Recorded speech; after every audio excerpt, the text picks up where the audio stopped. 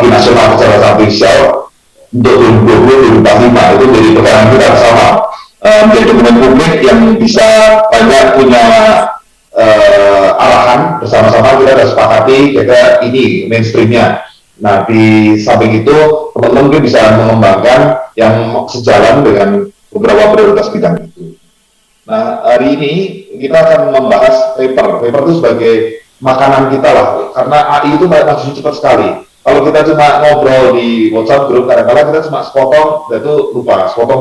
Nah, hari ini atas bantuan Mas Rizky akan kita membedah sehingga kita bisa membahas suatu topik lebih dalam dan kita bisa mengerti esensinya. Dan di kesempatan berikutnya, seperti Mas Gifari tadi bilang, semoga teman-teman semua juga bisa bergantian peran sebagai moderator, sebagai pembahas utama paper gitu. Karena dalam hari ini juga bukan webinar, bukan satu-satunya satu arah saja, tapi masing-masing semoga berkenan bisa sharing dari pengalaman pengetahuannya untuk memperkaya diskusi kita hari ini. Demikian Mas Gifari, saya kembalikan, dan Mas Rizky terima kasih untuk kehadiran dan menjadi pembahas hari ini. Baik, terima kasih Pak Lukas atas arahannya, dan juga ya kita tidak juga terima kasih ini pada Pak Lukas sebagai seorang pionir lah gitu ya di Indonesia ini untuk dari sisi komunitas ya, AI ini yang terus membesarkan IIS sehingga kita akan menjadi komunitas AI yang terutama bisa terus berkontribusi lah gitu ya. AI di Indonesia ini akan semakin berkembang dan semakin banyak karya-karya inovasi yang terus bisa dibuatkan gitu ya untuk negeri tercinta ini gitu ya. Baik, mungkin kita langsung aja kali ya masuk ke kegiatan inti kita ya, kita diskusi bersama ini pada kesempatan kali ini paper yang akan dibedah gitu berjudul Large Scale Distributed Neural Network Through Online Distillation gitu ya. Kalau nggak salah ini di ICLR ya, Mas Rizky ya, ICLR 2018 2019 ya. 2018 sepertinya. Dan iya. Dan ini ditulis dan merupakan riset yang dijalankan oleh dari Google ya, baik itu Google Brain atau Google DeepMind, yang menariknya di sini bagaimana dari industri pun juga ikut melakukan riset juga gitu ya di sini ya, yang terus untuk mencari hal-hal yang lebih optimal lagi, dan bagaimana solusi-solusi machine learning dalam hal ini mungkin deep learning atau neural network yang terus untuk dikaji supaya itu akan lebih scalable gitu ya ketika dia akan diimplementasikan pada level production gitu ya. Dan mungkin detailnya akan kita dengar gitu ya, kita akan diskusi bersama Mas Rizky Utama Saputra, PhD. Dipersilakan Mas Rizky. Ya, terima kasih banyak Mas Gifari. Ini seperti yang disampaikan tadi, kita santai aja ya. Jadi kita lebih ke nanti diskusi aja, ngobrol aja. Tapi nanti saya bisa sedikit pandu lah, karena saya mungkin udah bikin slide-nya ini. Saya ambil dari berbagai resource. Semoga nanti ada dengan gambar-gambar ini kita bisa lebih enak ya diskusinya, karena kalau lihat papernya itu hampir nggak ada gambarnya ya, itu tulisan aja semua, terus tiba-tiba udah grafik-grafik. Nah, kayak gitu. Nah, kadang-kadang kalau kayak saya itu lihat yang nggak ada grafiknya itu suka pusing gitu. Nah, makanya saya cari-cari grafik nanti biar enak gitu ya Mas Gifari ya. Jadi perkenalan singkat saja. Jangan lupa kok. Jangan lupa apa Mas? Jangan lupa kopinya disiapin juga. Oh iya. Ya. Ya, kenal singkat aja. Nama saya Muhammad Rizky Utama Saputra ya. Jadi dulu saya S1 S2 di Teknik Elektro dan Teknologi Informasi di UGM. Terus sempat juga kayak join jadi trainer di Microsoft Innovation Center di UGM juga. Terus sempat juga setup startup ya, namanya lexipalindonesia.com. Teman-teman juga masih bisa cek itu websitenya, itu kayak aplikasi untuk anak-anak disleksia seperti itu. Terus saya juga terus PhD tahun sekitar 2016an pertama masuk, lulus 2020, terus masih bantu riset dengan supervisor itu sampai terakhir kemarin Maret lah 2021, sebelum akhirnya pulang ke Indonesia seperti itu. Posisi saat ini sekarang di Jakarta Smart City sebagai itu senior data scientist. Nah ini kita langsung masuk aja ya Mas Hifari, berarti ya kita coba bahas papernya Large Scale Distributed Neural Network through Online Distillation. Jadi saya sengaja pilih paper ini karena sebenarnya kalau udah ada yang pernah tahu konsepnya dikit-dikit itu nanti idenya itu cukup simpel sekali sebenarnya di paper ini. Nah cuman memang perlu background knowledge ya, terutama terkait dua hal, yaitu yang pertama terkait distributed neural network-nya, itu satu. Yang kedua terkait distillation-nya. Nah, biar enak memahaminya, nah saya coba kasih sedikit background lah untuk dua hal ini. Nanti kalau teman-teman yang ada di sini, kalau misalnya ada yang ingin ngajak diskusi ataupun mungkin membenarkan, mengkoreksi kalau saya ada yang salah, nah nanti silahkan langsung aja berarti ya, Mas Hifari ya. Kita ini aja interaktif aja ya. Iya, nanti silahkan kalau ada teman-teman yang mau langsung di chat kayak atau mau resin dipersilahkan seperti itu. Nah, ini mungkin sedikit terkait distributed neural network ya. Sebenarnya background saya juga nggak cukup strong ya di area ini. Saya juga baru baca papernya dan kemudian baca-baca. Saya sebenarnya ada riset juga dengan salah satu mahasiswa di Oxford terkait distributed neural network. Cuman sedikit beda lah dengan yang dikerjakan di sini. Nah ini kalau mau saya bahas singkat terkait backgroundnya, jadi kan kalau kita runut ya dari yang paling depan ya, ini anggaplah kita punya data atau properti seperti ini nih, kita punya satu neural network gede gitu, terus kita deploy, kita train di satu mesin lah, satu mesin ini bisa satu server, terus mungkin ada satu GPU misalnya seperti itu. Nah kemudian ketika kita train ternyata kita butuh 48 jam di sini. Dan akurasinya lumayan bagus lah, dapatnya 81% seperti itu ya misalnya ini. Nah ternyata terus kita tes satu image saja, misalnya ini contoh aja klasifikasi gitu ya. Terus kita tes, ternyata prediksinya memerlukan waktu 600 milisecond seperti itu misalnya. Nah kemudian kalau misalnya tadi kan ini kita butuh waktu 48 jam ya. Jadi ini cukup lama lah, 2 hari gitu. Nah kita pengen ningkatin nih kecepatannya nih untuk kecepatan trainingnya. Apa yang kita lakukan? Nah salah satunya yang bisa kita lakukan itu kita pakai parallel training ya. Jadi kita pecah aja ini networknya ke dalam 2 mesin 1 sama mesin 2. Jadi ada di GPU 1 sama GPU 2 seperti itu. Nah nanti akurasinya dia akan sama, misalnya anggap aja sama di sini, walaupun mungkin bisa jadi kadang ada sedikit perubahan ya atau perbedaan ya. Nah tapi training time-nya jadi berkurang drastis nih, jadi cuma separuh karena 2 bagian network ini ditrain secara bersamaan seperti itu. Jadi ini Mas Rizky dia itu sebenarnya satu network tapi besar gitu ya ceritanya gitu ya. Tapi kita bagi misalkan jadi ditrain secara paralel di beberapa mesin gitu ya. Maksudnya distributed training ini ya. Sebenarnya satu ya tetap ya. Satu network gede. Jadi misalnya Mas, kalau misalnya kita punya 10 layer, anggap aja ya, nggak harus seperti itu, tapi anggap aja 5 layer di mesin 1, 5 layer di mesin 2 seperti itu. Nah nanti udah itu kita train separuhnya di mesin ini, separuhnya di mesin sana. Nah caranya gimana? Nah caranya ini yang sebenarnya yang menarik untuk dibahas. Karena kan nggak bisa kita pakai cara train yang standar ya. Kan biasanya kan kalau kita nge-train neural network kan misalnya pakai stochastic gradient descent tuh. Nah ini kita udah nggak bisa lagi karena ada distributed tadi, networknya kepecah dari 2 kan. Jadi bisanya pakai ya distributed stochastic gradient descent. Jadi metodenya sedikit beda. Nah ini salah satu ada contoh implementasinya. Sebenarnya mungkin ada banyak variasi ya. Jadi salah satu contohnya ini yang ada di gambar di tengah ini. Jadi biasanya itu modelnya tuh kayak semacam ada parameter server ya atau main servernya itu. Terus nanti itu bagian-bagian kecil networknya itu direplika ke setiap mesin. Nah ini kan ada replikanya ya. Di copy aja tuh ke setiap mesin ini.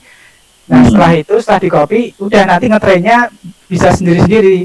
Jadi kita ambil kayak portion of the data. Jadi nggak harus satu masuk semuanya ke sini. Bisa jadi hanya sebagian kecil data di sini, sebagian kecil di sini, sebagian kecil di sini. Nah udah kemudian nanti ditrain per mesinnya. Nah, nanti kalau ada update gradient, ada update untuk update parameternya, itu tinggal itu aja dikomunikasikan ke bagian parameter server. Nah, nanti semuanya digabung jadi satu weight-nya seperti itu parameternya. Nah, cuman cara paling pertanyaannya gini, gimana caranya kita mengkomunikasikan itu? Nah, itu ada dua biasanya, bisa sinkronus, bisa asinkronus. Nah, kalau sinkronus itu artinya, jadi di setiap mesin ini, 1, 2, 3 ini, untuk ngupdate si ini ya, yang atas ini ya, si parameter server yang atas ini, dia tuh harus nunggu semuanya selesai. Kan kasusnya gini ya Mas, kadang-kadang kan karena kita udah pecah networknya, terus kan ini kan weight-nya pun juga ukurannya bisa beda-beda ya. Terus mesinnya pun bisa jadi GPU-nya pun computation power-nya juga ada yang beda. Jadi misalnya satu pakai Titan V, satunya pakai mungkin CPU yang udah agak lama lah, GeForce berapa gitu. Itu kan speed-nya bisa beda. Nah, itu masih memungkinkan juga. Nah, di bagian area yang ini, yang synchronous stochastic gradient descent, itu ditunggu dulu semuanya sampai selesai ini, biru-birunya ini. Ditunggu dulu semuanya sampai selesai dalam satu batch misalnya, satu batch of data. Nah, kalau udah selesai, baru di-share ke ini yang bagian parameter server. Ya. Mungkin kita step back sedikit ya Mas Rizky ya. Kalau konteksnya neural network ini kan sebenarnya kita berbicara back propagation ya untuk yang stochastic gradient descent-nya ya. Jadi kita biasanya kalau di back propagation itu ya kita ada forward propagation dulu dari input, kita jalankan semacam inference atau forward computation gitu dengan neural network-nya sehingga nanti dia mengeluarkan output gitu ya.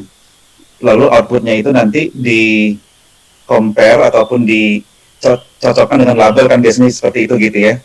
Dan nanti dihitung errornya kan dengan apapun metriknya, baik itu mau cross entropy atau mungkin mean square error segala macam gitu. Intinya ada loss function di situ. Lalu nanti dia menggunakan sinyal errornya itu dan ambil gradiennya untuk digunakan mengupdate parameter yang W ini gitu yang ada di slide ini gitu ya. Yang W, terus itu akan diupdate berdasarkan gradien yang dikomputasikan dari error yang dari paling atas itu kan secara sekuensial ke bawah itu kan sebenarnya gitu ya. Walaupun sebenarnya kalau dari sisi komputasinya itu kita bisa paralelkan gitu ya Mas Rizky ya. Nah, betul sekali Mas. Ya, jadi konsepnya memang seperti itu sih. Jadi kan ada forward dulu ya, ada input data masuk forward pass sampai ke prediksinya nanti dicocokkan dengan ground truth-nya. Kalau klasifikasi ya cross entropy lah misalnya. Nah, baru backward propagation-nya itu pakai back propagation misalnya. Nah, semua proses itu bisa diparalelkan seperti itu. Ya, yang saya sebenarnya masih mantap nih Mas Rizky, parameter server itu berarti semua parameternya disimpan di ada servernya, tapi dia mengandung semua parameter networknya gitu ya. Tapi dia juga seperti itu Mas ya. Terus jadi replika di berbagai tempat juga kan, yang berbagai mesin tadi untuk dilakukan komputasi yang sendiri-sendiri untuk bagian layer-layer tertentu gitu ya, kira-kira kayak gitu ya. Nanti dia ketika di tempat masing-masing itu sudah dihitung gitu ya gradiennya atau update-nya itu, ketika mau dikombinasikan dengan layer yang lain gradiennya itu bisa sinkronus atau asinkronus gitu ya kira-kira ya. Ya, betul Mas.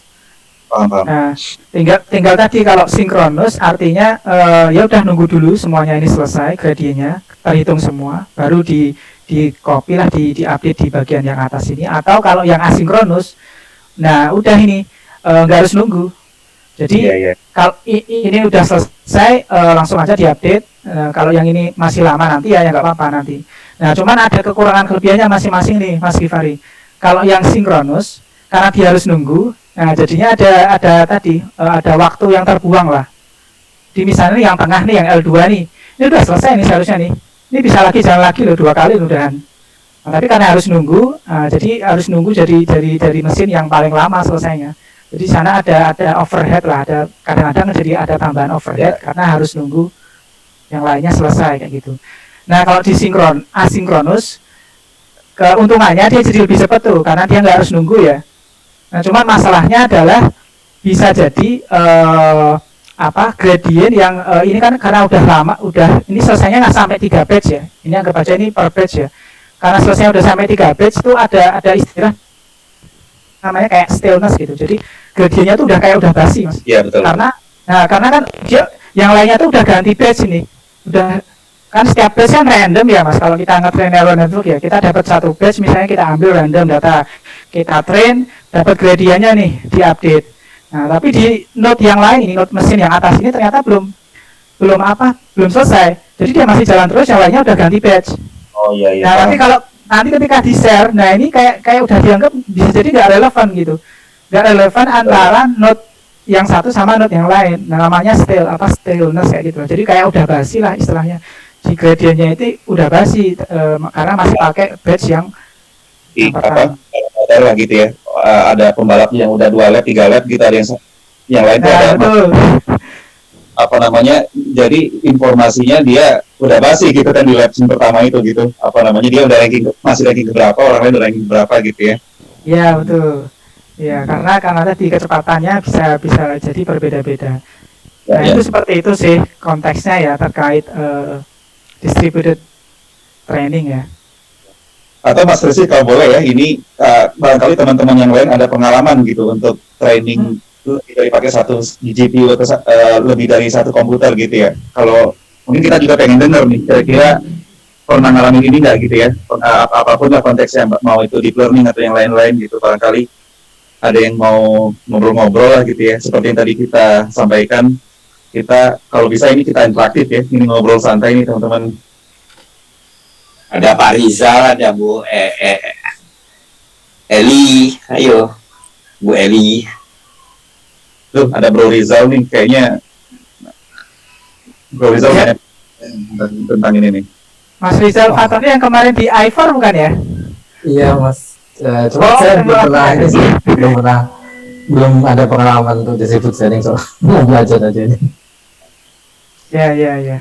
Oke, mungkin kita lanjut dulu aja Mas Rizky ya, nanti barangkali ada beberapa topik yang lainnya yang kita bisa bahas lagi kali ya. Ya itu tadi konteks baru satu ya terkait distributed training ya.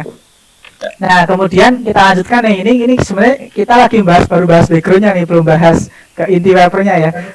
Nah jadi tenanglah, kita nyantai ya, ini weekend.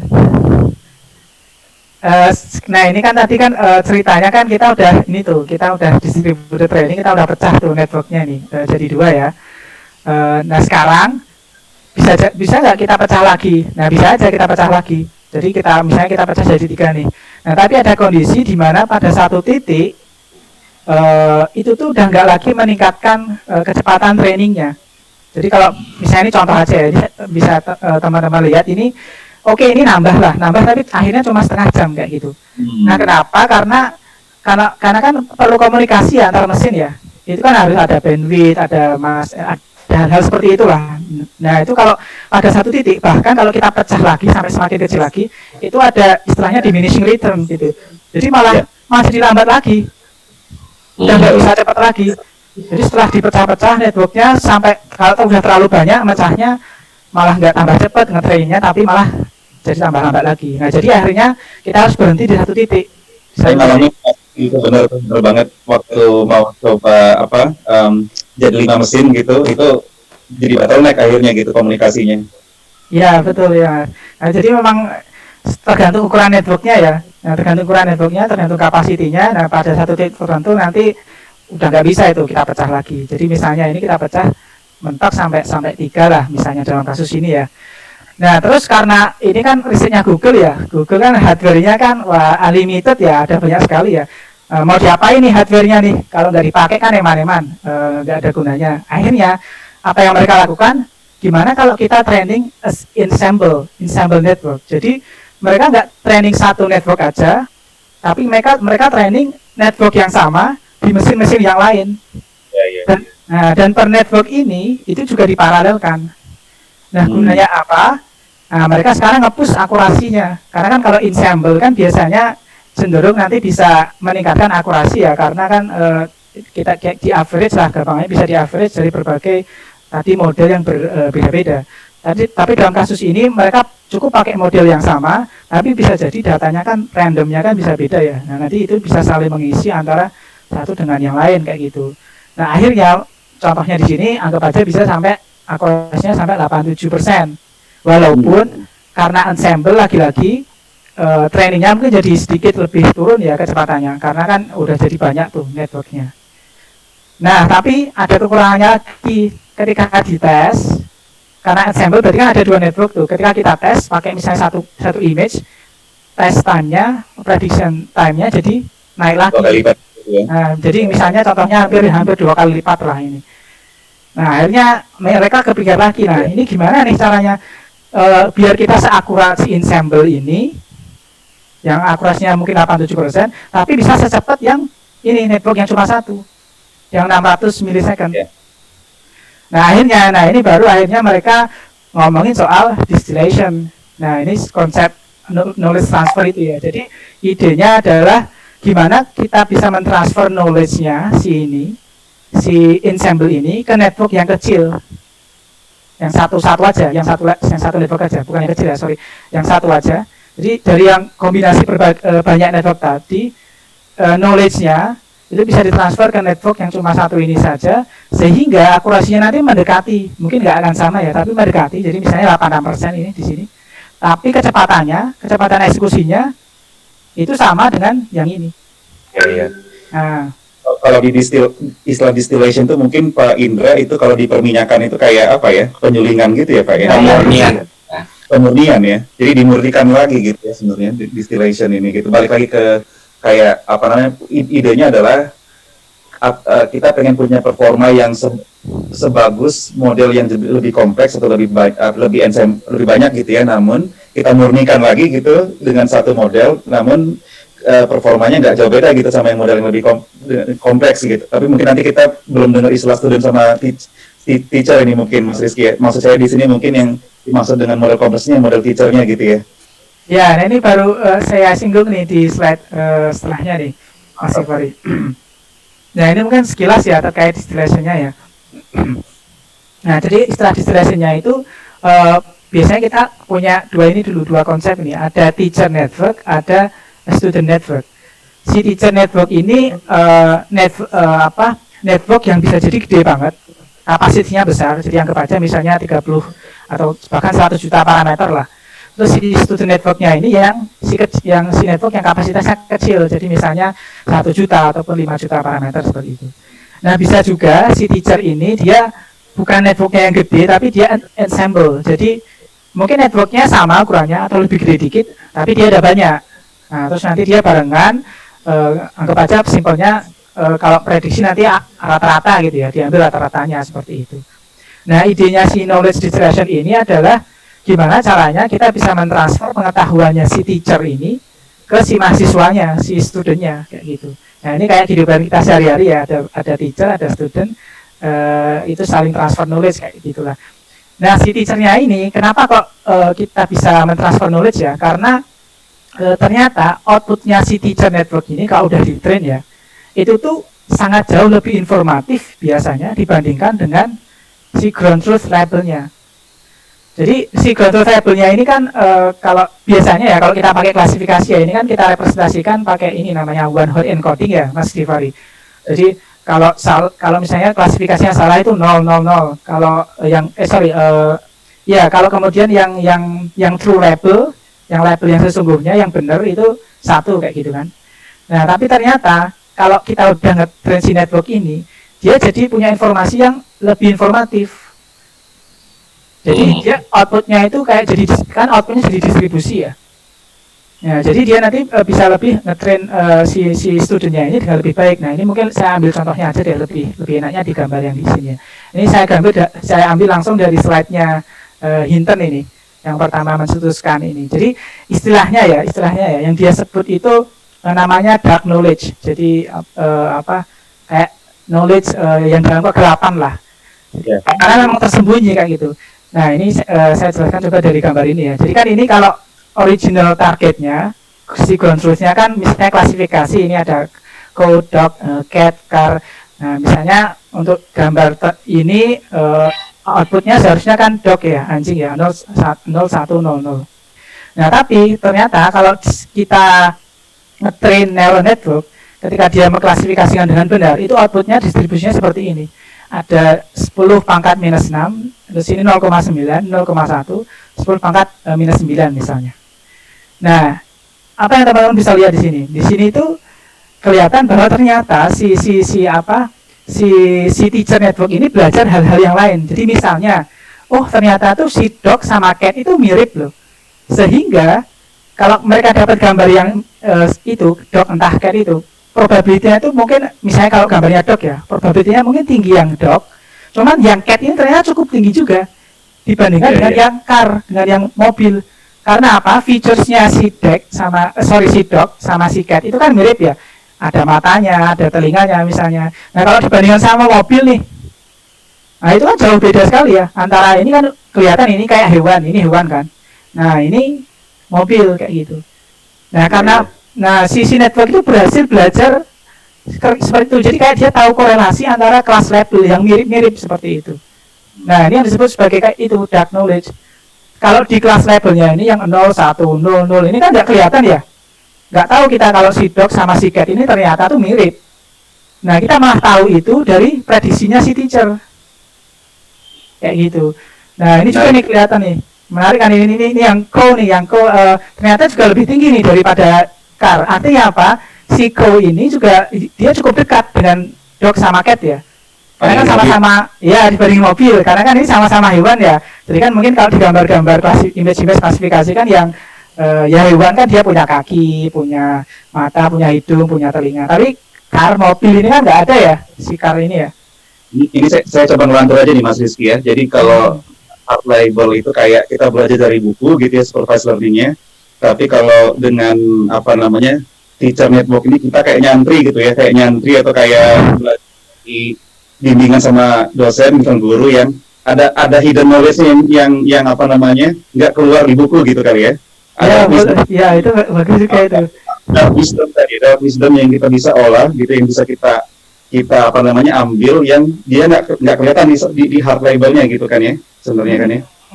Jadi benar sekali Mas Kimbal. Jadi karena kalau kita baca buku itu ada mungkin kayak kalau di industri ya, ada practical knowledge yang kadang-kadang tidak terjelaskan di buku itu gitu loh. Nah, kalau kita belajar langsung sama si gurunya, oh ternyata itu ada rahasia-rahasia kecil ya di sana yang kita bisa pelajari kayak gitu. Dibanding langsung belajar dari buku kayak gitu. Nah, ini sama kasusnya ini, ternyata si teacher ini lebih informatif. Dia tahu hal-hal kayak gini ini ternyata setelah di-train, padahal kita ini ketika nge-train kita nggak pernah bilang loh kalau dog sama cat ini mirip ya. Kita nggak pernah bilang loh. Nah, ini kan luar biasanya ya si neural network ya. Kita nggak pernah ajari dia bahwa si dog sama si cat ini mirip, tapi setelah kita train si network si teacher ini ternyata dia tahu kalau ternyata ada kemiripan antara si dog sama cat. Nah inilah informasinya yang kemudian digunakan untuk membantu ngetrain si student. Jadi si student network ini nggak cuma ditrain berdasarkan si ini ya ground truth label, tapi juga di plus sama yang atas ini sama yang si teacher label. Jadi udah dia diminimize antara si ground truth dengan si teacher label. Nah, cuman memang seringkali prakteknya si teacher label ini istilahnya di scaling lah, biar perbedaannya itu nggak terlalu tinggi kayak gitu. Ini misalnya di soften, jadi ada temperaturnya. Mungkin kita nggak perlu bahas itu detail ya, tapi intinya kayak perlu di scale sehingga perbedaannya tuh ini misalnya nggak terlalu tinggi seperti itu. Siap. Itu Mas Givari, mungkin apa perlu kita lempar dulu ke teman-teman atau lanjut? Menurut saya sih ini konsep intinya gitu ya. Iya, kalau ini nangkep papernya bisa lebih gampang dipahami gitu ya, jauh lebih gampang gitu ya. Iya, karena ya, boleh kalau teman-teman yang lain ada komentar atau pemikiran atau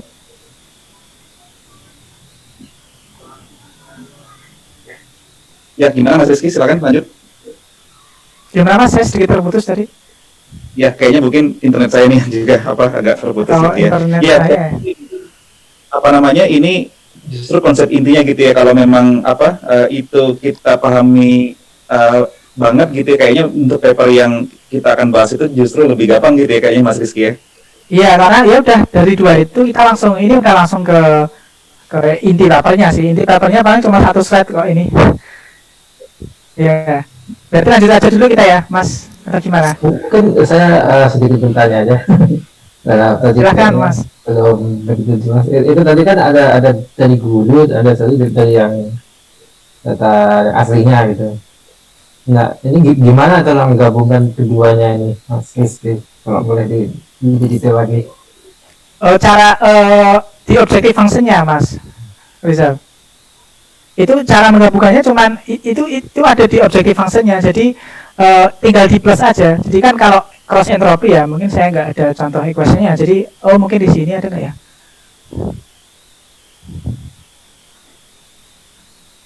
Oke, nanti deh. Intinya tinggal di plus aja, Mas. Jadi kan kalau di cross entropy kan inputnya kan ada dua ya, prediksi sama si ground truth label. Terus dimasukin ke si objective functionnya, entah cross entropy lah atau mean square error, terserah lah. Itu ada satu poin dulu tuh. Terus tinggal di plus aja, di plus. Satunya lagi prediksinya si student dibandingin sama prediksinya si teacher. Nah, jadi ada dua term di objective functionnya. Nah, nanti di minimize barengan kayak gitu. Bisa barengan, bisa diatur sih. Mungkin weight-nya lebih tinggi yang teacher, weight-nya lebih tinggi yang yang si ground truth itu juga bisa. Jadi teachernya ini merubah prediksinya si studentnya gitu ya, biar lebih match ke yang aslinya gitu atau gimana? Jadinya gini, Mas, kalau kita intinya sih karena kan si student ini kan dia low capacity ya, kapasitinya itu kecil. Itu kalau harus belajar dari yang ini si teacher ini yang 01, dari si ground truth ini yang 0101 itu tuh susah, nggak bisa seakurat si teacher ini. Nah, akhirnya karena si teacher ini dia punya tadi, Mas, ada informasinya itu dia lebih informatif kayak gitu. Misalnya untuk ini kayak tadi ini kan, yang doc itu ternyata tuh seharusnya ada kemiripan dengan si cat. Nah, akhirnya si student ini dia coba untuk prediksinya itu semirip mungkin sama si teacher kayak gitu. Dipaksa prediksinya itu semirip mungkin dengan teacher. Jadi misalnya si doc sama si cat ini seharusnya itu tuh prediksinya itu harus mirip atau inilah. Jangan sampai prediksinya itu si cat itu ternyata malah lebih mirip ke car kayak gitu. Karena itu bisa terjadi kalau misalnya si networknya itu kapasitinya terlalu kecil. Gak pernah bisa converge kayak gitu, gak pernah bisa itu. Nah, tapi ternyata ini kan yang nemukan ya Hinton juga ya, grupnya Hinton ya. Ternyata kalau kita nge-train dengan model seperti ini tuh bisa jauh, networknya kecil, tapi dia bisa seakurat teacher, bahkan dalam kondisi tertentu ya lebih akurat daripada si teachernya kayak gitu. Karena dipaksa outputnya itu semirip mungkin dengan si teachernya ini.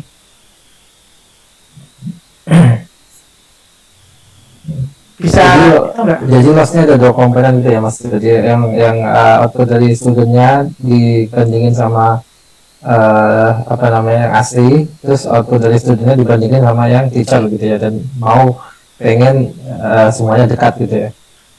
Iya. Dua-duanya dekat, terus ditambahkan gitu lossnya gitu ya. Iya, ditambahkan aja lossnya. Cuman seringkali ada weight-nya kan, Mas, untuk menentukan mana yang lebih penting lah antara kalau dibandingin sama yang teacher ataupun dibandingin sama yang asli kayak gitu. Nah, itu bisa diatur juga seperti itu. Tapi kalau lossnya biasanya kan kalau yang asli itu kan pakai cross entropy ya. Kalau sama yang teacher ini pakai loss apa, Mas? Cross entropy juga bisa. Cross entropy. Oke. Karena kan fondasinya sama ya, cross entropy kan ya kayak kita bandingin dua distribusi lah. Cuma kan ini ini lebih informatif itu aja sih. Oke, terima kasih.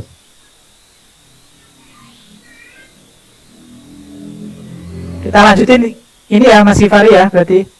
Oke. Ya, jadi kalau tadi kita udah tahu distributed learning sama knowledge distillation. Nah, kemudian sekarang kendalanya adalah karena kita kalau nge-train pakai distillation ini kita jadi ada banyak stage nih, 2 kali stage lah. Jadi pertama nge-train dulu yang ensemble, baru nge-train dulu, baru ditransfer dulu knowledge-nya dari si ensemble ke si network yang kecil ini. Nah, ini kalau di papernya mereka bilang, nah ini seringkali yang bikin para praktisi itu males karena harus 2 stage gitu. Nge-train dulu yang gede, baru kemudian ditransfer knowledge-nya nge-train ke yang kecil gitu. Nah, akhirnya yang mereka propose adalah apa yang mereka sebut sebagai co-distillation. Jadi co-distillation ya ini online distillation lah. Jadi intinya gimana? Ya udah nggak usah 2 stage, kita nge-train bareng-bareng. Nah, cuman kita nge-trainnya pakai ensemble network. Jadi anggap aja nih kita punya 4 ya, punya 4 network, 1, 2, 3, 4. Nah, si network yang pertama ini kita trainnya pakai ada student loss-nya. Student loss itu yang tadi prediksinya si network ini dibandingkan dengan si ground truth.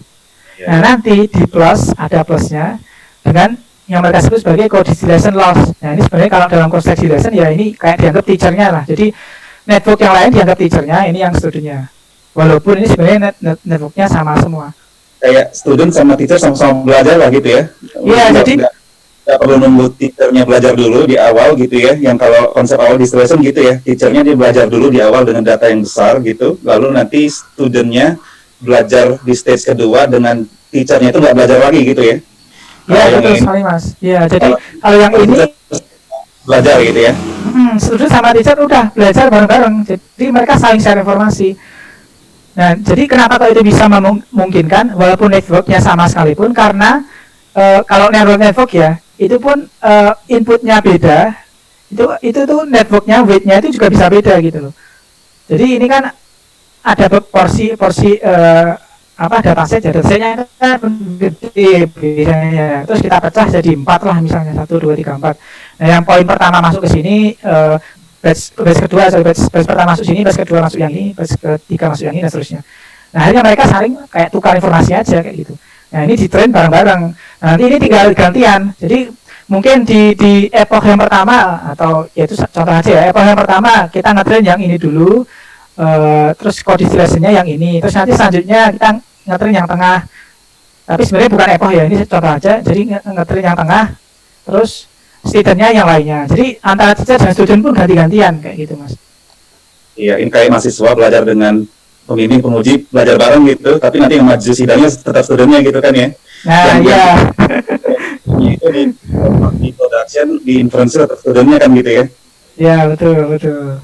Menarik nih. Ya, saya lantur aja nih secara filosofis apa gitu maksudnya gitu ya. Ya, itu bahasa mudahnya seperti itu. Jadi udah ada empat orang bareng-bareng, anggap aja 4 orang ini orang awam semua lah, nggak tahu apa-apa, cuman mereka dikasih data yang agak sedikit berbeda kayak gitu. Ya, betul. Terus udah mereka saling itu aja, saling share informasi aja. Mereka belajar bareng, saling share informasi kayak gitu. Ya, mungkin pertanyaan saya ini Mas, yang mungkin saya belum dapat juga di papernya yang lebih jelas gitu kan. Ini sebenarnya networknya direplikasi sama persis gitu ya. Correct me if I'm wrong kalau nggak salah. Jadi student sama teacher itu arsitektur networknya sama, tapi nanti datanya yang beda-beda gitu ya. Nah, sebenarnya kalau kita asumsikan ada 4 network ini yang jadi student sama teacher itu sebenarnya semuanya nanti berpotensi untuk kita deploy di production gitu ya, salah satunya kan ya, benar nggak? Iya, betul. Pemahaman saya juga seperti itu Mas. Jadi mereka kan ada salah satunya itu yang untuk deteksi itu ya, bukan deteksi sih, untuk istilahnya ngetes prediction Chan Pak ya. Jadi kan seringkali kan si neural network ini, misalnya ya ada satu network di train dengan data yang sama, epoch yang sama, udah terus di retrain lagi itu hasilnya tuh bisa beda kayak gitu, ya kan? Nah, terus kalau di kasus ini ternyata itu tuh mereka lebih bisa memaksa kalau kita ngetrain ulang lagi itu hasilnya tuh mirip-mirip kayak gitu. Nah, artinya apa? Per blok ini bisa dipakai ini, terserah yang mana kayak gitu. Jadi dia kan salah satu penemuan mereka kan itu ya, insight yang mereka dapatkan ya, oh ternyata tuh kalau ngetrain pakai co-distillation ini online bareng-bareng, itu tuh kita bisa memaksa kalau nanti kita retrain ulang itu bedanya tuh nggak jauh-jauh amat gitu. Iya. Tapi belajar kelompok lebih efektif dari belajar sendirian lah gitu ya. Nah, betul sekali ya. Kayak ini sesi kita ini kan kita sebenarnya belajar bareng-bareng ya. Nah, itu kan ada banyak input. Nah, itu nanti jadi ensemble lah. Jadinya tahun nanti co-distillation gitu ya. Minggu depan ya. Betul sekali Mas Gimari. Ada nggak yang mau memberikan pemikiran yang lain gitu ya, perspektif yang lain lah gitu ya. Jadi sebenarnya yang agak beda dengan yang istilahnya itu conventional training lah ya di neural network ini ya, ini menggunakan konsep gabungan co-distillation ini sebenarnya diinspirasi dari SML model plus dengan konsep distillation, kira-kira kayak gitu ya, di mana di sini kita bisa mulai dengan beberapa network yang di training secara paralel, tapi mereka saling tukar informasi gitu, belajar kelompok lah gitu ya, dengan harapan di hasil akhir gitu ya itu punya akurasi yang jauh lebih baik gitu ya, dan juga nanti kita bisa memilih aja salah satunya, kita nggak usah pakai semuanya untuk prediction-nya gitu ya di production gitu ketika di deploy. Jadi sebenarnya ya ini praktikal gitu kalau memang kita melakukan prosesnya dengan baik gitu kan ya. Ya betul sekali Mas. Jadi selain kita maksa akurasinya kayak ensemble, karena kita nanti bisa pakai salah satu aja, nah itu kan jadi efisien lagi tuh. Jadi ada satu faktor lagi efisien, akurasi oke, efisiensi juga oke. Nah itu sih yang mereka apa ya? Mereka jadikan end goal lah. Betul. Itu perbedaannya apa ya dari modelnya student sama co-distillation 1, 2, 3 itu bedanya modelnya apa? Persis sama? Kalau di paper ini mereka itu Pak, sebenarnya mereka mencantumkan bahwa yang mereka sebut di sini co-distillation itu modelnya akan dibuat sama semua. Ini sama persis plug.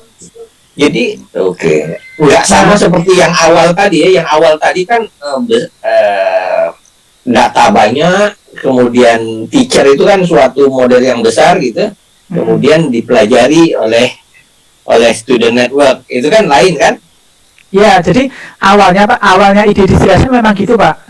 Teachernya tuh harus gede, atau teachernya gede, studentnya kecil, atau bisa juga sebenarnya teachernya itu nggak harus gede, sama, cuman banyak Pak, ensemble. Nah ya, ini kan yang tadi. Ya, kayak ini kayak ya. tadi kan, sama tapi banyak. Nah, ini kan? Ya betul yang ini Pak. Ini yang kiri ini paling kiri ini kan anggap aja yang mau di train ya, yang kiri ini yang satu ini. Ini satu. Nah ini yang banyak tuh yang 3 ini. Kayak si teachernya jadi ensemble-nya ini. Nah, ini mungkin perlu saya tambahin sebenarnya kata-katanya. Ensemble-nya ini 3 inilah. Satunya yang kecil gitu. Yang ini ada topik dari Bu Eli nih, Mas Rizky, apa namanya terkait dengan objective function-nya gitu ya, apa namanya. Tapi kalau Bu Eli mau langsung ngobrol, silakan Bu Eli, atau mau saya bacain aja ini? Langsung aja Pak, bagusnya. Ya, gitu. Bu Eli. Masih mengetik nih ya. dua. Saya off suara, oke lanjut aja Pak. Ya. Pak.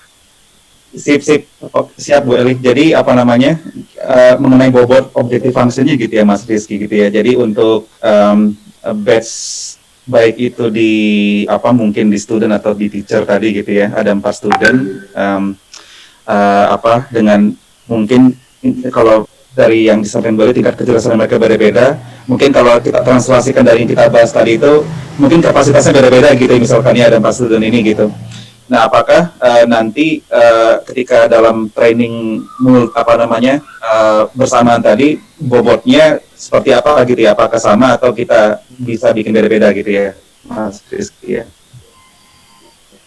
Kalau di papernya saya kok belum menemukan ya Mas Ifari menemukan saya terkait yang bobot ini ya.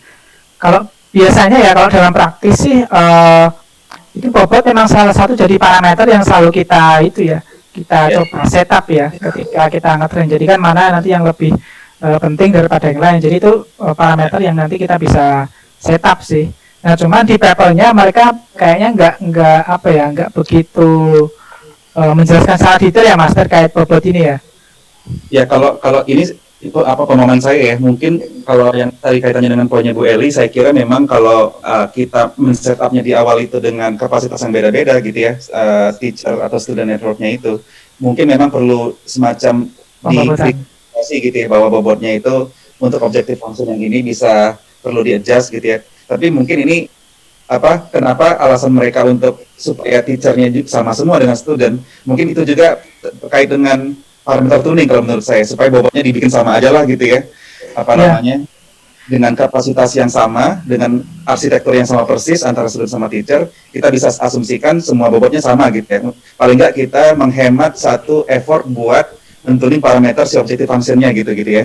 Nah namun kita di sini pertanyaannya lebih kepada ide untuk belajar kelompok ini tercapai nggak gitu kan ya, dengan network yang sama persis gitu untuk di co-training kan atau co-distill kan gitu ya, di mana network yang sama persis tadi nanti kita atur dari sisi variasi di training datanya gitu ya Mas Rizky ya, di network yang A gitu training datanya randomization-nya atau mungkin subsample-nya beda gitu ya sama network yang lain gitu ya.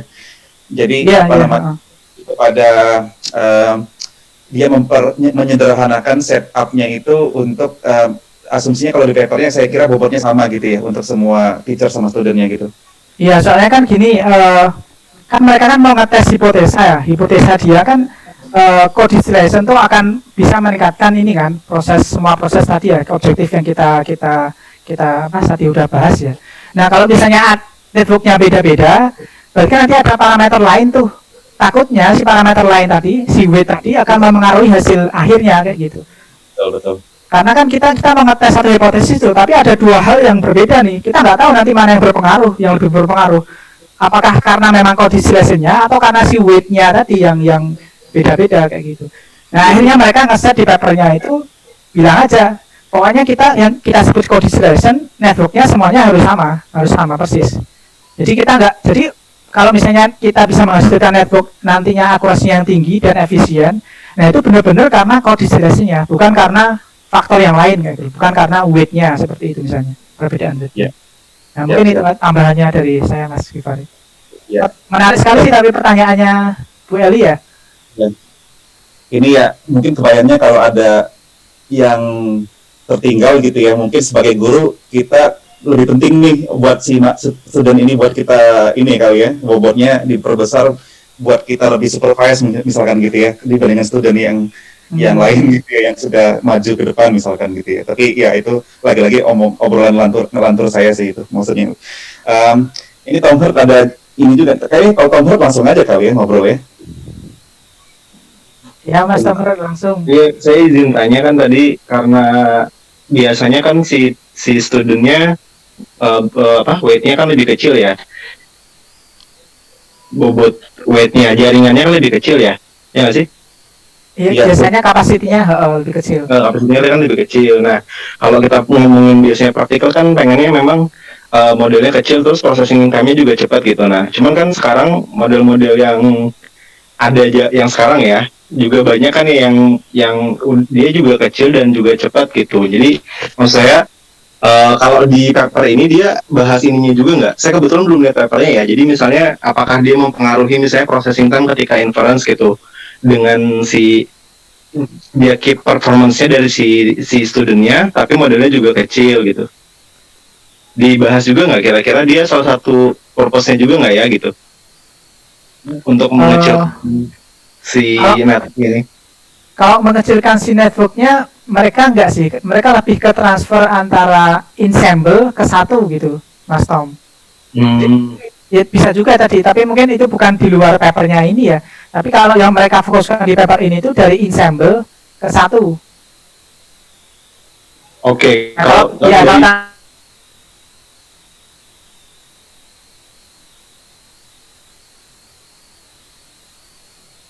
tadi yang kalau dari segi itunya Rizky ya? Ya, atau jadi satu atau ya kalau ini 4 jadi 1 nanti contohnya. Kalau dari segi pas ketika inference-nya itu berpengaruh nggak dia dengan pakai yang 4 sama yang 1? Otomatis. Ya pasti kalau kenapa mereka kok jadi 4 ke 1? Karena kan otomatis karena dia pengen lebih efisien. Kalau 4 pasti lebih lambat di inference-nya dibanding 1. Ya. Nah, cuman sebentar saya cek ya. Saya penasaran ini boleh lanjutin ya, penasaran aja tadi ketika training modelnya memang 4 ya di trainingnya, benar ya? Ini contoh saya aja Mas. Oh iya, contoh saya 4 misalnya ya, saya pakai 4 model gitu ya. Ketika kalau masalah training kan nggak sebenarnya ini menurut pendapat saya ya, kalau training mau nggak selama apapun ya, maksudnya lama juga nggak masalah gitu, yang penting performance-nya bagus. Tapi ketika inference kan kita pengennya cepat gitu. Nah itu berarti dia menjawab pertanyaan itu ya tadi ya, dari 4 jadi 1 tadi. Iya, sebenarnya dua-duanya sih. Mereka ngetrainnya juga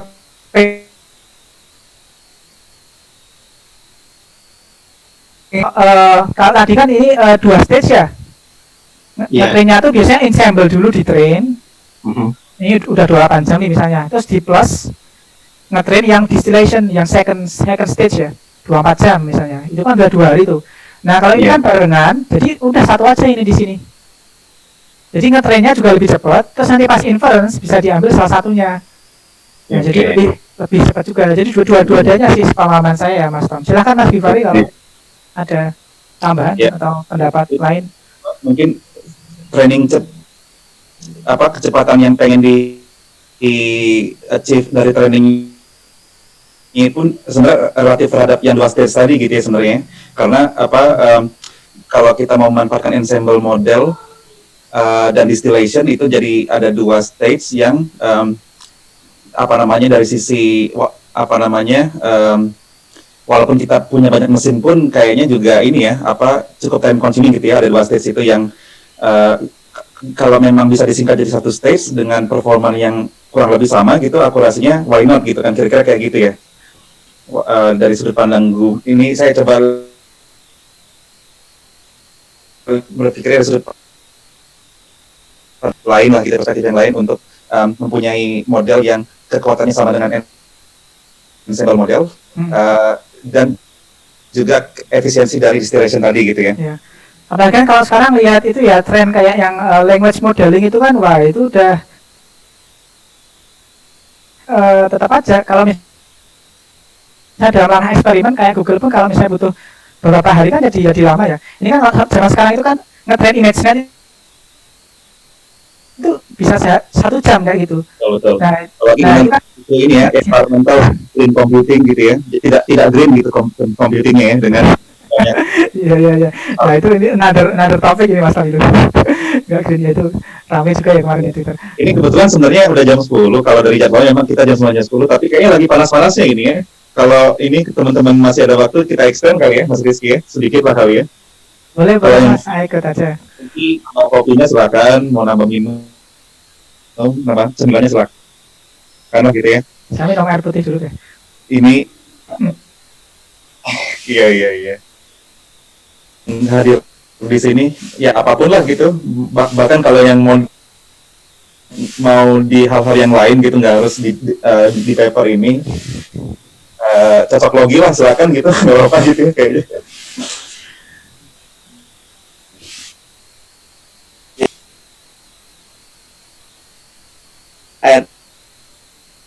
Tadi kan model besar, terus parameter besar, terus kita belajar dari yang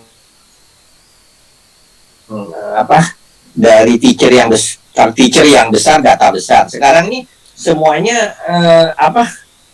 kita belajar dari teman ya seolah-olah gitu ya, tapi sama persis gitu otaknya, bukannya lain. Karena apa? Modelnya sama persis. Makanya saya bingung gitu. Kalau otaknya lain-lain, itu kita bisa belajar. Kalau otaknya sama, cuma datanya lain, itu kayak kurang efisien ya kalau secara logika aja gitu. Kalau otaknya lain, nah kita baru bisa mikir kayak ensemble biasa itu mungkin ya. Nah itu jadi secara logika kenapa dilakukan pemecahan data dan satu model yang sama, bukannya modelnya dipecah-pecah. Yang problemnya itu kan model yang terlalu besar dipecah-pecah, nanti secara matematik dijadikan model yang lebih kecil, terus digabungkan satu model yang gabungan dari itu kalau logika matematiknya gitu. Tapi ini enggak, modelnya persis sama, dimultiply, datanya dipecah-pecah, kayak kurang kerjaan gitu kalau menurut saya. Menarik Pak, pertanyaannya Pak. Tapi memang ini kalau saya lihat ya, mungkin kalau ngomongin otaknya tadi ya, otaknya sama atau otaknya memang sama ini, cuman kan pasti mereka ada minimum requirement-nya Pak. Ada batas minimumnya ya. Kalau terlalu kecil juga nggak akan bisa produce minimum akurasi lah. Jadi kan mereka pasti ada minimum requirement-nya. Itu satu. Terus yang kedua yang mereka dapatkan ya dari eksperimen ini adalah ketika datanya tadi beda-beda Pak, si network-nya ini weight-nya itu, parameternya itu jadi beda-beda, output-nya itu juga bisa beda-beda. Nah akhirnya mereka akan jadi saling mengisi kekurangan yang lainnya Pak. Jadi ketika misalnya saya nih misalnya saya belajar belajar topik A lah. Nah Mas Givari belajar topik B. Nah karena datanya beda kita jadi kayak mengisi gitu Pak, saling mengisi antara A dan B. Nah ini mungkin agak sedikit berbeda ya kalau dibandingin dengan cara kerja, kurang tahu ya kalau cara kerja otak manusia ya, cuman mereka kan karena ini kan mesin ya, dan mereka mungkin punya space knowledge-nya sendiri kayak gitu. Nah ini ternyata modeling seperti ini pun bisa bekerja dengan baik seperti itu. Itu dari hasil eksperimennya mereka ya. Gimana Mas Givari? Menurut Mas Givari? Sebentar, sebelum itu. Jadi kan kalau yang sekarang terjadi kan kita tes, kemudian datanya kita bolak-balik ke seperti self learning itu ya, self supervised itu kan kita bolak-balik, tapi dia lanjut terus memperbaiki weight-nya kan gitu kan kalau sekarang ya. Nah sekarang nih nggak gitu, kita pecah-pecah. Kalau datanya lain, dia nggak memperbaiki weight yang awalnya, tapi memperbaiki dia sendiri dengan data-data set berbeda. Misalkan dikasih noise, nah noise-nya mempunyai set of loss sendiri gitu, kemudian baru di ensemble belakangan gitu. Jadi model itu aja ya, satu parallelization of robustness gitu, kira-kira gitu nggak sih? Sebenarnya nggak harus di belakang Pak. Ini Pak kalau kita lihat di sedikit apa mungkin menambahkan gitu ya. Halo, apakah suara saya masuk? Ya, kedengaran Mas Givari, silakan. Halo Mas Givari. Putus ya semuanya Mas Givari. Lanjut dulu Mas Rizky. Lanjut. Oh iya iya. Ini Pak kalau kita lihat di ini kan ada ini Pak algoritmanya ya Pak ya. Jadi sebenarnya itu bukan di akhir Pak. Malah itu terjadi berulang-ulang, ada for-nya ini kan. Jadi kan pertama mereka tuh gini. Pertama itu mereka train pakai yang standar biasa tuh, satu-satu dulu. Di minimize ke ground truth-nya, ke targetnya yang asli, yang beneran. Nah nanti selama belum convergent, nah jadi di awal tuh ini kodifikasinya dibuang dulu Pak, di awal Pak. Ini nggak ada dulu nih sebenarnya. Jadi ngetrain dulu satu-satu sampai titik masing-masing, sampai titik tertentu.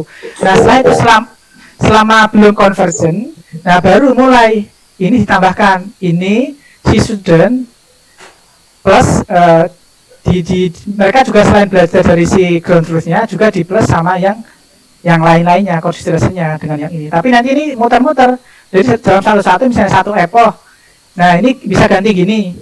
Gantian yang sini ya. Nah, terus sampelnya yang lainnya seperti itu. Dan itu terjadi pakai kesepakatan gitu ya. Kalau misalkan banyak yang berbeda pendapat, cari dulu kesepakatannya terus baru lanjut gitu ya. Iya, semacam itu Pak. Jadi ini bukan terjadi di belakang sekali aja ya, atau jadi ya udah mereka belajar dulu sendiri, udah punya knowledge minimum, nah baru mereka mulai include lah, mengincorporate knowledge-nya si teman-temannya yang lain, dan itu terjadi terus menerus, sampai convergent seperti itu. Mas Givari halo, tadi terputus Mas Givari kayaknya. Ya sorry, kayak koneksinya agak ini ganti-ganti nih, yang mana yang bagus saya eksis lagi. Ya kayaknya sih ini yang menariknya sebelum ngumpul belajar kelompok itu belajar sendiri dulu, belajar mandiri dulu gitu ya, kerja do your homework dulu gitu, baru ngumpul habis itu ya, kira-kira gitu kali ya kalau lihat algoritmanya gitu. Pak Indra katakan, saya sih melihatnya kalau yang dimaksud dengan otak yang sama ini cuma cangkangnya aja yang sama gitu ya, atau kapasitasnya aja, tapi isinya bisa beda-beda gitu Pak Indra. Kalau saya sih ngelihat ininya ya, ngelihat apa yang di set up oleh Google ini, ya kayak tadi mungkin Rizky bilang itu, ya kita topiknya bisa beda-beda gitu belajarnya, walaupun kapasitasnya sama gitu. Ya isinya beda-beda karena ya tadi topiknya beda-beda ya Mas Givari. Iya. Nah mungkin ini ada dari Pak Lukas, ada beberapa discussion point. Yang pertama itu tentang ini concern dengan weight initialization technique. Apakah ensemble atau co-distillation ini juga membantu mengatasi local minimum problem, local minima problem ya. Yang kedua, multiple network juga berarti dia training meningkat gitu ya. Apakah sudah ada rasio jumlah ensemble network versus speed up yang dicapai untuk mendapatkan hasil terbaik gitu. Nah ini pertanyaan Pak Lukas berat ya ini ya. Coba yang pertama dulu kali ya Mas Givari ya. Ini apakah ensemble ini juga membantu mengatasi lokal minima? Kalau membantu lokal minima ya. Kalau bayangan saya sih pasti to some extent ya Pak, pasti to some extent akan membantu ya, karena kan sebenarnya mungkin sebelum sampai ke code distillation dulu pun ke ensemble itu kan pasti akan membantu ya, karena kan problemnya kan kalau cuma satu terus dibandingin dengan yang mungkin ada banyak dengan ensemble, pasti yang ensemble kan jadinya lebih akurat ya. Artinya kan di menemukan lokal minima yang lebih baik, terus nanti setelah decodistillation ya itu hanya mekanisme untuk transfer sih, untuk transfer ke antar satu dengan yang lain seperti itu. Gimana Mas Fifari, ada pandangan lain nggak? Atau ingin menambahkan, maksud saya gini Mas Rizky, itu kan kalau lokal minima setelah training ya, tetapi maksud saya juga di weight initialization-nya, karena setiap kali restart kan random lagi kan, ada nggak pengaruhnya ke pada waktu weight initialization gitu? restart random lagi ini maksudnya yang terkait untuk weight initialization -nya. Karena kalau enggak memang random, atau dalam kasus ini memang seperti biasa. Siapa tahu decodistillation bisa digunakan untuk berikutnya, atau apa ya, ada teknik untuk bisa membantu mengarahkan tadi supaya nggak lokal minima atau gimana, maka bisa dipercepat lah, initialization-nya lebih bagus gitu misalnya. Ada kaitan itu nggak ya? kalau sepaman saya Pak dari paper ini, kalau dari stage yang awal memang semuanya random ya Mas Fifari ya, dari papernya ya. Kalau mungkin justru ini apa namanya, melihat perspektifnya apa, harapannya dengan ensemble dan co-distillation ini kita bisa mungkin nggak terlalu apa namanya, banyak untuk melakukan initialization yang jauh lebih sophisticated dibandingkan random ya kayaknya, dalam artian dengan harapannya nanti converse-nya ke satu apa namanya, tujuan yang sama gitu ya, walaupun nanti di initialisasinya beda-beda gitu ya. Itu yang saya pahami dari konsep ensemble dan juga co-distillation ini. Kalau biasanya kalau memang apa, kalau di neural network yang sekarang itu biasanya sudah yang randomnya pun sudah ada semacam ini ya, dibatasi juga gitu randomnya, dengan misalkan apa, kayak ada Gaussian atau apa gitu ya Mas. Gaussian, dan ataupun mungkin udah dibatasi gitu ya, nggak sepenuhnya random gitu, jadi restricted random di metode yang sekarang gitu ya. Nah, dengan sudah restricted itu pun mungkin dia apa namanya, harapannya itu nggak terlalu sporadis gitu perbedaannya setelah dia di training dengan waktu atau iterasi yang sama gitu ya.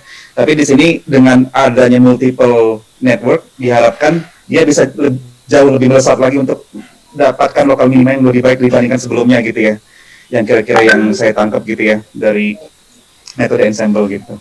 Jadi maksud saya di sini bisa jadi weight initialization bisa nggak terlalu jadi isu gitu ya, ketika kita sudah memanfaatkan ensemble dan juga co-distillation. Ya, saya sepakat sih Mas Fifari. Jadi kan kalau misalnya kalau dari hasil eksperimen mereka ya, mereka kan juga mendapatkan kalau misalnya itu yang pakai two-way co-distillation ini nanti dia converge-nya lebih cepat kayak gitu. Jadi pada misalnya nih baru ini ya salah satu contohnya yang ini yang di step 5000 itu untuk ImageNet ini, di step 5000 itu udah dapat 75% akurasi. Tapi kalau yang misalnya yang ini yang standar atau yang batch synchronous yang standar aja yang nggak pakai co-distillation itu baru di step 7000-an berapa itu baru sampai 75% kayak gitu. Jadi dia kan convert juga lebih cepat itu. Ngomong dia apa ya Mas Rizky ya, pakai cloud atau pakai apa ya trainingnya dengan berbagai banyak mesin ini? Pakai cloud sih seharusnya Mas, ini sampai 256 GPU ya. Mahal nih, susah ini. Ini mesti ke ini ya, Pika kali ya Pak Indra ya. Ya. Oke, pakai SuperPod.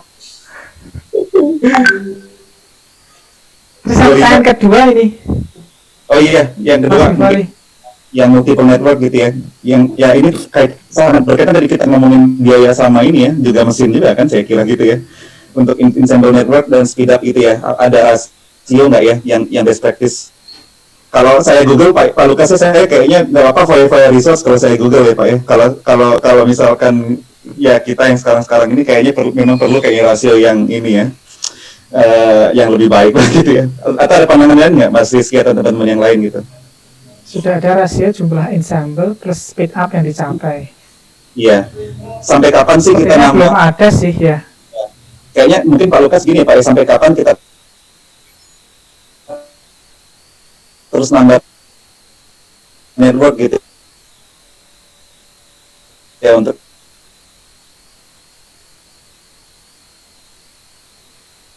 yang kita nambah terus tuh nggak bukan solusi gitu ya. Oh, iya, Berapa betul. bisa 4 gitu ya. Itu salah satu di bagian background papernya mereka menyebut itu sih. Jadi memang kayak stokastik ini ya sebenarnya terkait ini juga sih, terkait metode trainingnya ya. Biasanya kan entah itu sinkronus atau asinkronus stokastik gradient descent ini kalau udah dipecah terus tuh nanti lama-lama juga nggak akan itu juga nambah efisiensi juga karena nanti ada faktor lain tadi itu. Ini misalnya kalau yang stokastik yang sinkronus kan harus nunggu tuh, harus nunggu yang lainnya selesai. Ataupun kalau yang asinkronus pun ya harus ada itu kan mempertimbangkan komunikasi antar mesin. Karena mau nggak mau kan harus itu ya komunikasi datanya pakai bandwidth yang ada ya. Nah itu pada satu titik nggak akan bisa dipecah lagi sih. Memang kalau dari paper ini mereka state-nya. Ya, saya ada pemikiran juga nih kan ini kan kita berbicara semuanya neural network ya. Mungkin nggak ya kalau misalkan studentnya itu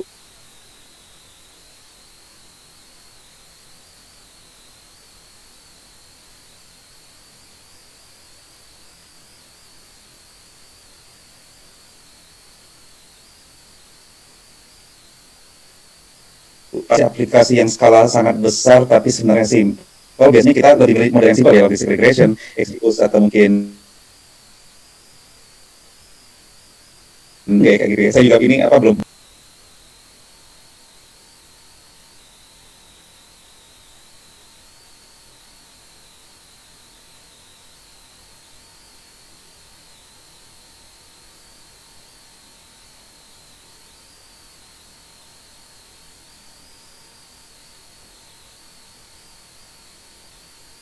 Recording in progress. Di tren bisa aja sih mas, tapi apakah itu efektif atau enggak? Nah itu.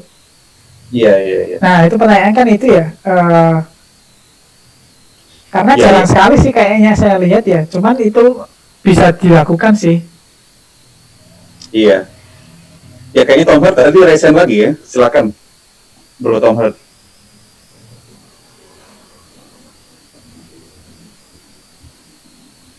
Nah, sudah pergi ini. Udah makan siang soal di Korea ya jam segini ya. Atau boleh kita lihat resultnya nggak ya tadi Mas Rizky yang slide 8 gitu. Iya, saya jadi kita bisa nggak ya? Maksudnya lebih ke mungkin nggak kita replikasi gitu ya di tempat kita lah gitu. Tapi nggak 25 GPU juga gitu. Ya ini kan mereka memperlihatkan ya mas. Jadi kan ketika dari 64 ke 128, nah itu masih meningkat tuh. Tapi kalau sampai udah 256, nah udah nggak meningkat, udah sama tuh. 128 sama 256 kan udah sama tuh. Nah artinya apa? Mungkin kalau kita punya satu GPU terus atau mungkin dari 1 ke 8, nah itu seharusnya masih meningkat sih mungkin ya. Tapi tergantung kapasitas networknya juga sih. Nah ini kan mereka berbicara network yang sangat besar ya. Kalau nggak salah kan di yang crowd dataset ini bahkan lebih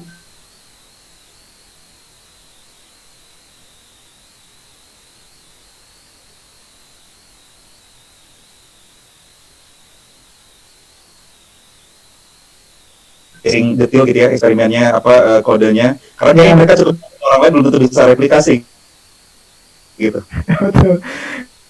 Mereka nggak punya hardware seperti seperti mereka ya. Kita nggak punya hardware seperti mereka. Iya. Tapi saya rasa insight-nya menarik gitu ya bahwa mungkin kita bisa set a small example experimental setup gitu ya kalau kita mau mungkin yang di environment-nya kita ya kita tetap pengennya pakai single model tapi performanya kayak ensemble gitu ya kira-kira gitu ya message-nya ya. Iya. Menurut saya sih kalau dalam ranah kecil, misalnya ngetrain 4 ini mungkin sekali sih mas. Dan menurut saya akan yang membantu juga untuk meningkatkan training plus efisiensi. Jadi udah kita pakai network yang nggak usah gede-gede, tapi kita ngetrainnya 4 bareng misalnya. Itu kan kalau 4 GPU ya mungkin dalam ranah universitas atau perusahaan mungkin kadang-kadang masih bisa afford lah. atau Ya. mungkin 8 GPU seperti itu Pak. Di kampus saya dulu ya jumlahnya sekitar itulah 4, 8 gitu-gitu. Nah itu kan masih bisa ya. Siap. Ya ini kita sebenarnya mungkin kita extend sampai 10.30 aja maksimal kali ya. Ini barangkali kita memberikan kesempatan 10 menit terakhir untuk dari teman-teman yang lain. Barangkali ada lagi gitu yang mau didiskusikan lewat chatting ataupun mau ngobrol langsung gitu ya. Feel free untuk ikutan nimbrung gitu. Bahkan kalau mau ngebahas yang agak di luar konteks ini silakan juga gitu. Ini Nana juga diskusi santai kok gitu ya. Diskusi yang untuk ngebahas hal-hal yang serius tapi dengan cara yang santai gitu ya. Silakan mungkin Bapak Ibu semua. Mungkin lihat mukanya dulu ya, ditutup dulu biar lihat. Iya. Mas Rizal nih mungkin, atau Mas Reza Aditya Permadi nih. Ini sahabat saya nih. Mas Reza, ada nggak yang mau disampaikan mungkin ya?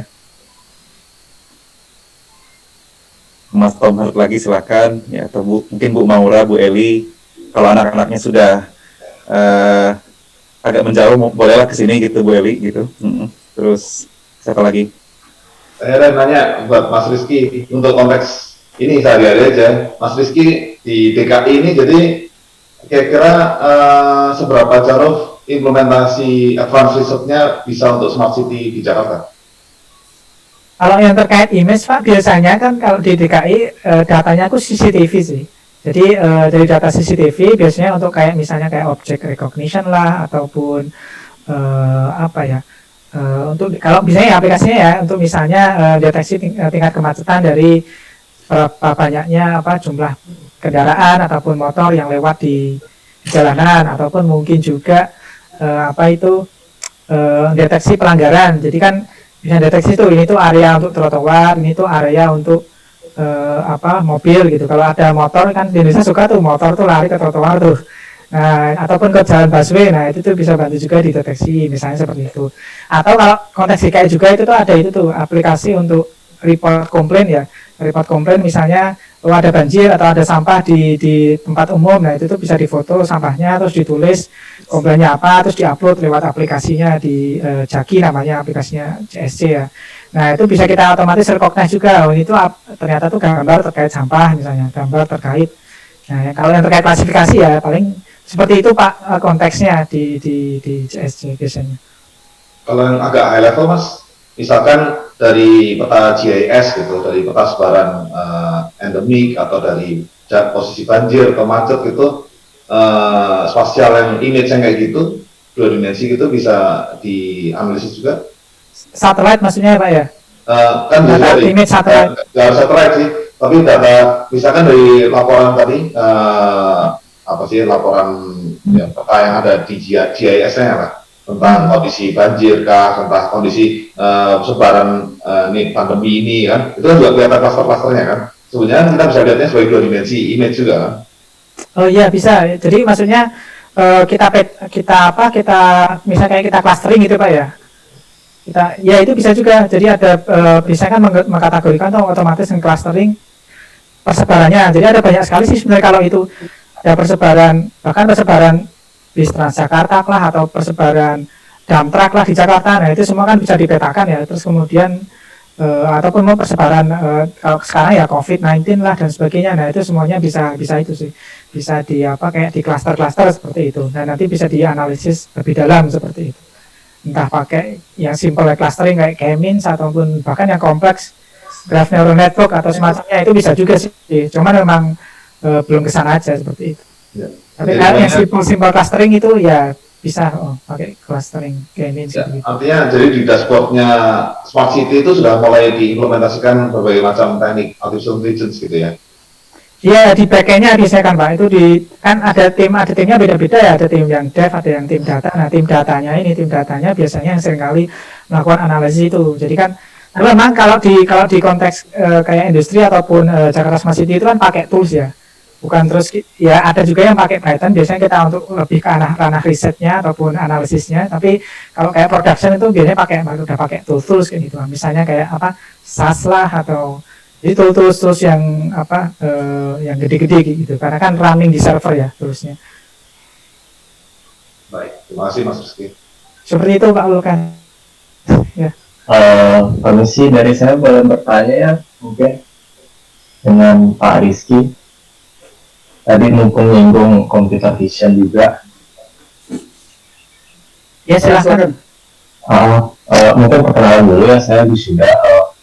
Saya mau nanya nih ke Mas Ricky, semisal kalau misalnya sebuah citra gitu ya, gimana caranya teknik yang dipakai itu supaya misal model yang untuk apa misalnya deteksi objek itu tahu gitu, misal apel itu ada di atas meja gitu, jadi dia akan bisa nyimpulin gitu langsung.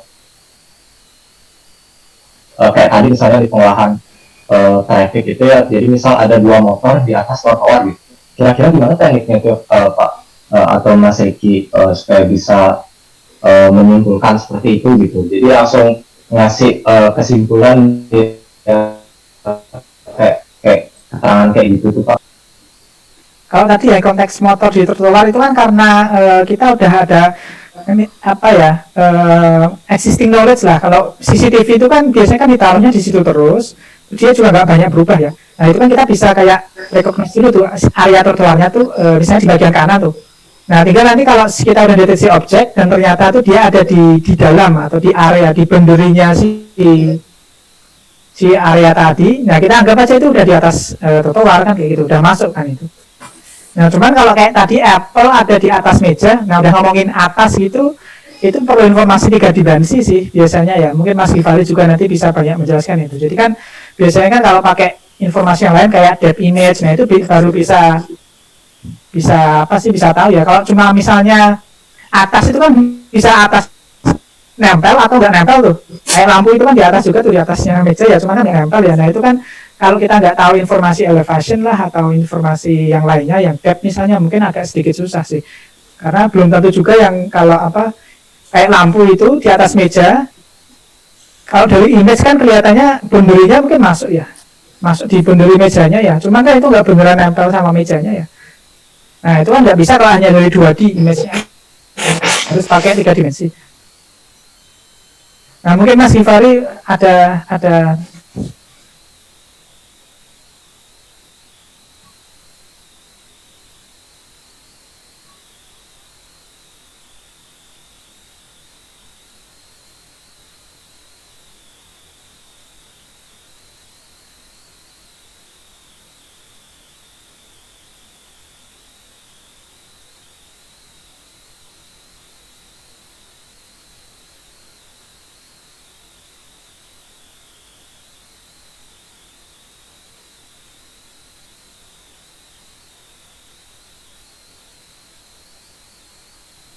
Recording in semacam progress. intermediate proses merekonstruksi dulu gitu ya, kayak computer vision zaman dulu lah gitu ya, dari 2 dimensi kita rekonstruksi gitu ya.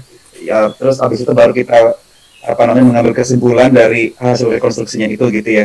Namun kayak memang apa, kalau saya pernah dengar kayaknya dari Andrew Zimmerman atau siapa gitu ya, bahwa sebenarnya holy grail computer vision itu kalau lihat gambar dia bisa storytelling gitu katanya. Nah itu masih jauh lah gitu ya dari yang kayak manusia kan bisa tuh kan lihat gambar, satu gambar tuh 1000 kata gitu ya. Di storytelling gambarnya lagi ngapain, konteksnya tadi di atas tadi apa segala macam, itu udah perpaduan antara NLP dengan computer vision kan sebenarnya gitu ya. Dan itu kayaknya memang apa namanya walaupun mungkin nggak ngejawab langsung tadi ya dari pertanyaan Mas Ida Bagus tadi itu, mungkin untuk proxy ke sana itu ya perlu multi stage gitu ya, kayaknya ada melibatkan segmentasi, nanti melibatkan object detection, habis itu ada object recognition, mungkin ada NLP-nya juga gitu ya, ada NLP-nya juga di situ gitu, yang apa dia bisa memahami konteks dari sisi narasi dari si gambarnya itu misalkan gitu ya.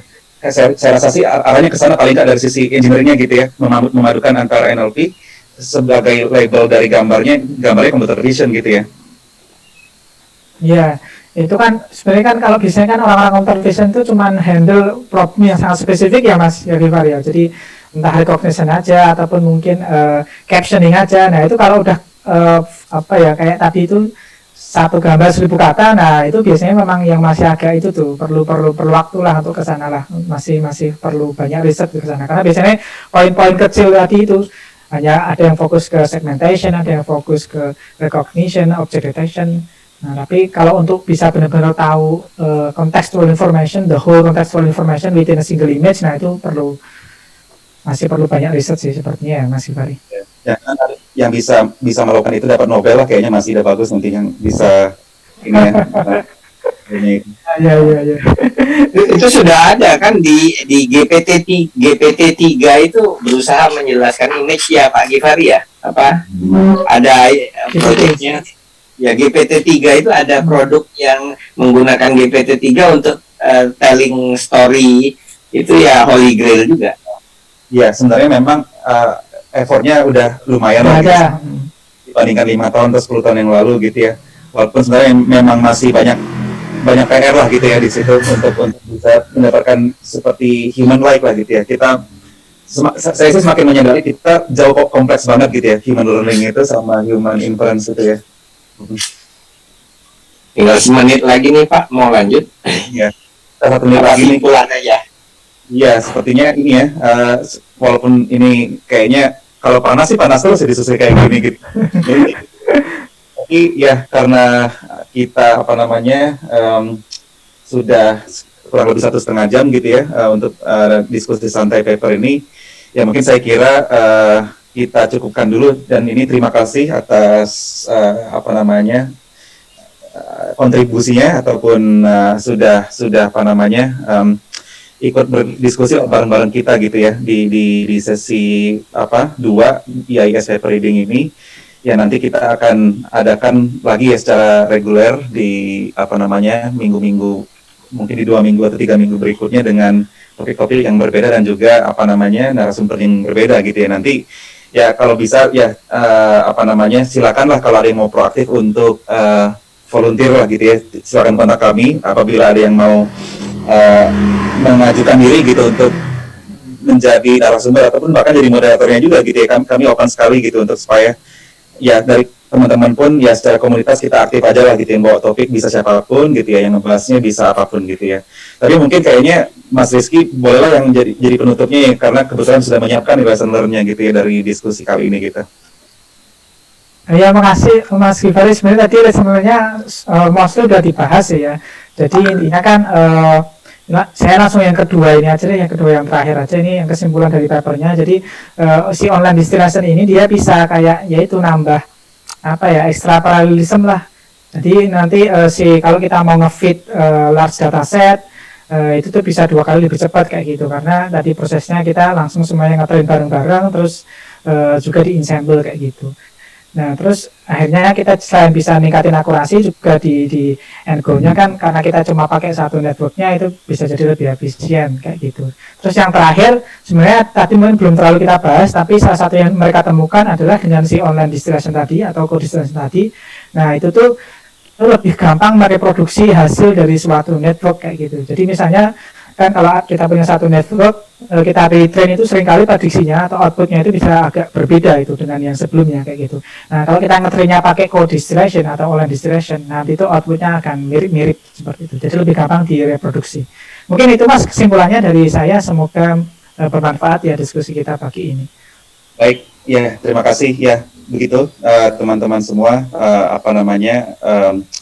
paparan ataupun diskusi yang dibawakan oleh Bapak atau Mas Dr. Muhammad Rizky ini ya. Semoga apa yang kita diskusikan pada hari ini menjadi sumber inspirasi, menjadi hal yang bisa dipelajari, diresapi lagi untuk nantinya mungkin ada ide-ide yang baru gitu ya. Mungkin itu sebenarnya motivasi kita, ada ide-ide yang baru yang baik dari sisi riset atau maupun dari sisi inovasi itu bisa dikerjakan gitu ya, dengan membahas hal-hal yang bisa dikatakan ini advanced AI atau machine learning, namun dengan cara yang lebih santai gitu ya. Mungkin saya kira itu dari kami, dari IAIS. Terima kasih Pak Lukas, Pak Indra atas supportnya, dan Mas Rizky atas... Ini foto dulu Mas, tolong dimatiin ininya Oh iya. Share screen-nya ya. Iya. Ya, ada yang siapa yang mau moto nih? Dan sebagai penutup kita foto bersama dulu ya. Buka dulu. Pak Gifari tolong fotoin bisa apa saya? Ada yang mau buka semuanya? Ya, kayaknya ini sedikit yang saya lihatnya ada 4 4 halaman ini. Ya, 1, 2, 3. Halaman 1 baru. Halaman 1. Oke, 2 halaman deh ternyata. 1, 2, 3.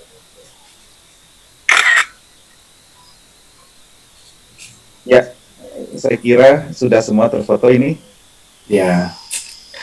Oke. Recording stopped. Ya, baik, kalau begitu kita tutup sesi kali ini. Sekali lagi terima kasih atas kehadirannya. Wassalamualaikum warahmatullahi wabarakatuh. Waalaikumsalam. Salam. Terima kasih. Waalaikumsalam warahmatullahi wabarakatuh. Terima kasih Pak Indra. Bu Bapak. Terima kasih Pak Lukas, Pak Indra. Terima kasih Bang Lukas. Terima kasih, Pak.